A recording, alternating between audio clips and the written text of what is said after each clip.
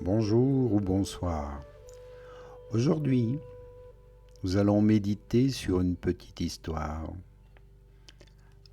afin d'être plus sensible au monde et pour faire de son mieux.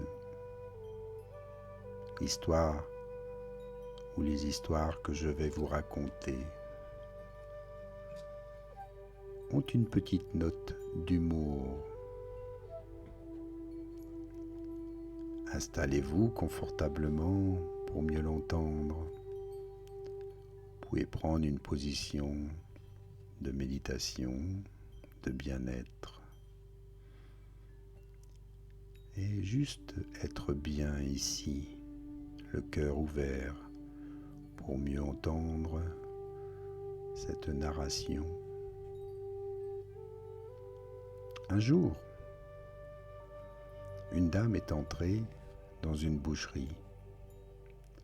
Elle voit accrocher des douzaines de poulets prêts pour la cuisson, suspendus là. Elle s'approche et soulève une cuisse et la sent, une autre cuisse et la sent, puis soulève une aile et la sent, encore une autre aile et la sent. Et ainsi de suite, elle passe d'un poulet à l'autre. Le boucher, un peu étonné, s'approche et lui tape sur l'épaule et lui demande : « Madame, seriez-vous heureuse si je vous faisais la même chose ? Passer un tel test ? Je ne pense pas que vous seriez prête à le faire. »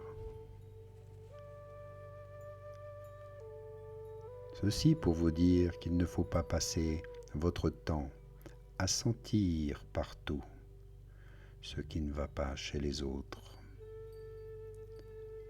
ce qui est normal ou anormal.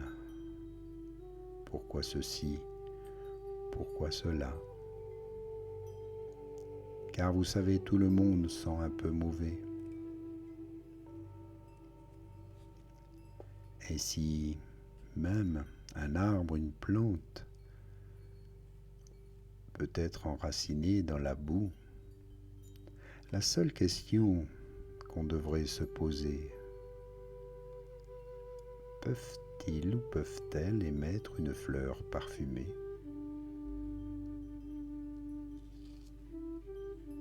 Si les racines sont toutes propres, pas de terre, pas de terreau, pas de fertilisant, il y a peu de chances que de belles fleurs apparaîtront.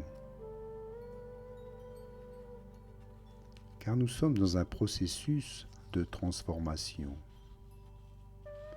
et que c'est là la nature de la vie. On est dans un processus continu de transformation parce que tout est comme ça. Tout ce qui est sur la planète est en cours de transformation. Êtes-vous aussi dans ce processus de transformation ? C'est la grande question. Si vous dites un grand oui, c'est que vous êtes prêt à changer. Et rien d'autre alors n'a de l'importance.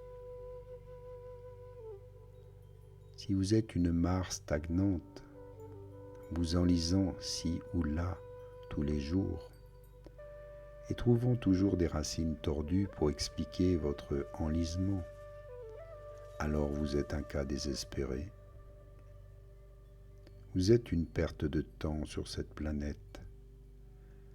Car quand je dis une perte de temps, je veux dire une vie perdue, parce que votre vie n'est que du temps et un certain temps.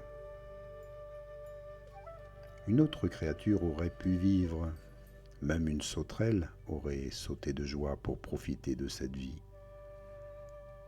Elle aurait sauté avec plus de joie qu'un être humain tordu. On aurait pu faire de vous 1 million de sauterelles ou de papillons pour le même poids.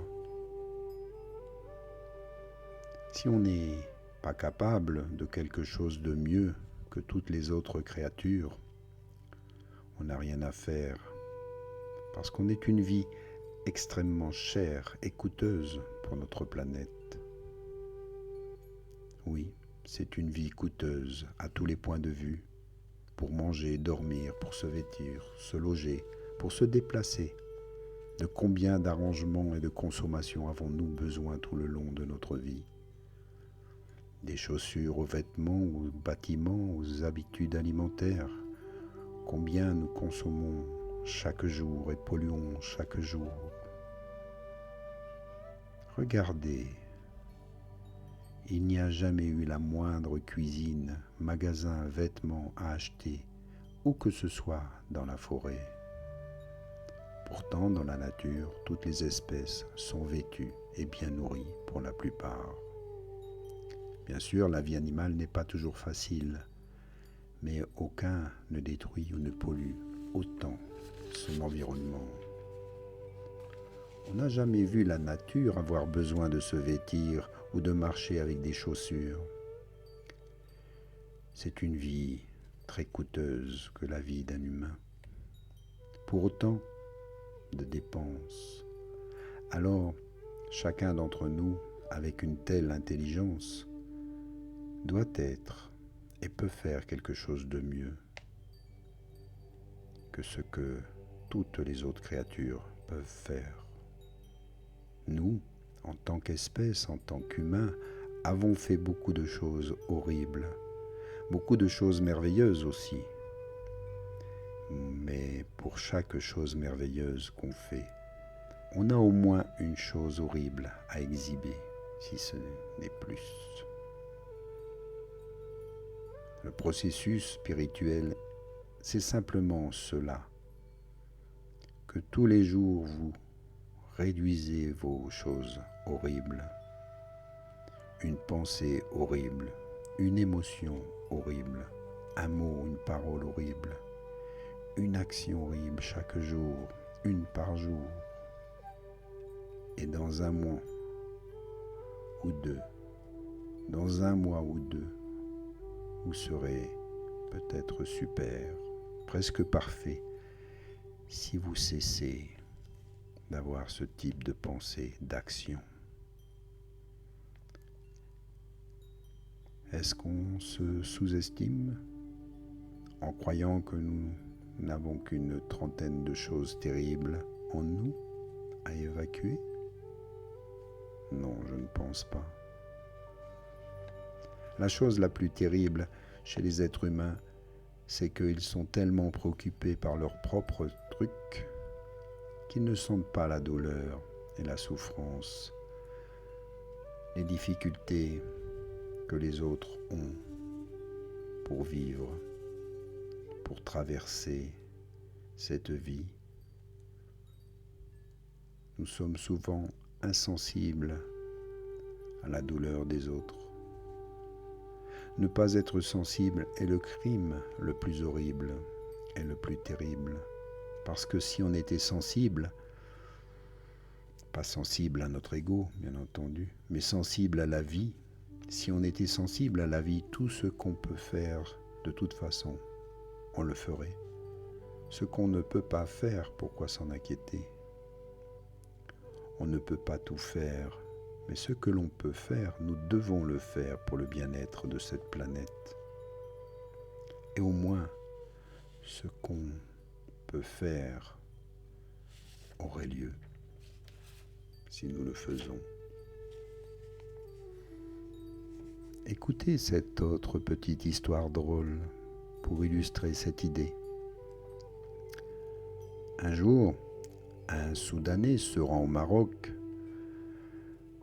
et va au marché des dromadaires à Marrakech. Un marché de dromadaires très très connu. Donc il va vendre son dromadaire et il voit que tous les chameaux et dromadaires de ce marché sont bien plus grands que le sien. Donc il regarde alentour, tous sont bien plus grands que le sien. Alors il demande à un berbère qui était là, le berbère assis avec ses grands dromadaires, et lui demande: Et pourquoi tes dromadaires sont si grands et que le mien fait à peine la moitié? Le berbère répond, c'est très simple. Je vois que ton dromadaire n'est pas castré. Si tu castres ton dromadaire, alors il va grandir et devenir fort. Il demande, mais comment je fais ça? Le berbère dit, c'est très simple. Tu prends 2 briques et tu écrases les testicules de ton dromadaire.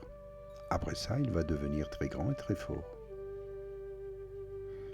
Mais le Soudanais dit, mais ça ne va pas faire mal. Le berbère répond, pas du tout, je vais te montrer. Et il prend un de ses dromadaires qui n'a pas encore été castré. Il prend 2 briques et écrase les testicules du dromadaire. Celui-ci crie de douleur et part en courant. Et le Soudanais, inquiet, demande, mais tu avais dit que ça ne ferait pas mal. Eh bien, ça ne fait mal que si tu laisses tes doigts entre les briques.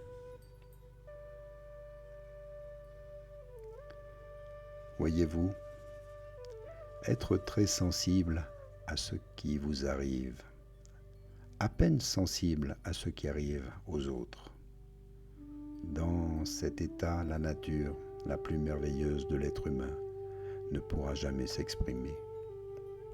Vous devez devenir sensible, vous devez comprendre, sentir l'arbre, la fleur, les oiseaux, toutes les créatures.